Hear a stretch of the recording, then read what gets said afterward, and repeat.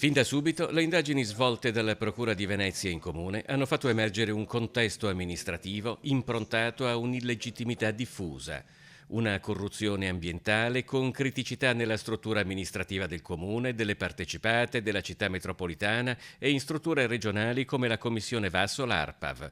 È un quadro inquietante quanto clamoroso, quello descritto nelle richieste di misure cautelari dei pubblici ministeri. Tutte le interferenze sull'attività amministrativa, notano i PM, sono avvenute senza alcuna reazione o opposizione da parte dei funzionari, segno che per loro era prassi consolidata e accettabile. A detta dei magistrati, le regole di trasparenza e di perseguimento dell'interesse pubblico in Comune di Venezia appaiono non raramente sacrificati a favore degli interessi particolari degli amministratori e degli imprenditori con rapporti privilegiati e occulti. Ci sono danni erariali da quantificare, competenza della Corte dei Conti che, come è stato per lo scandalo del Mose, potrà intervenire la Procura della Corte dei Conti per far esercire il danno erariale, ma noi riteniamo che il Comune di Venezia debba comunque anche costituirsi parte civile al processo penale quando inizierà, chiaramente,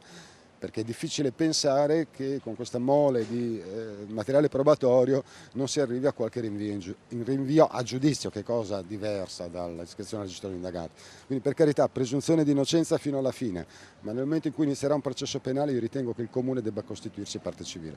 Secondo i magistrati, negli ultimi tempi l'ex assessore Boraso si sarebbe particolarmente dedicato ai progetti del Bosco dello Sport, dove avrebbe già raggiunto accordi corruttivi per inserire alcune imprese nell'area e per l'aggiudicazione di alcune opere. Intanto cambi di telefono, sistemi anti-Trojan, tecnologia anti-infiltrazione per evitare di essere intercettati dagli investigatori hanno rappresentato una continua sfida per la Guardia di Finanza, tanto da meritarsi un capitolo proprio nella richiesta di misure cautelari firmata dai pubblici ministeri. Alcuni funzionari pubblici avrebbero perfino chiesto alla società comunale Veris di avere apparati di ultima generazione non infiltrabili.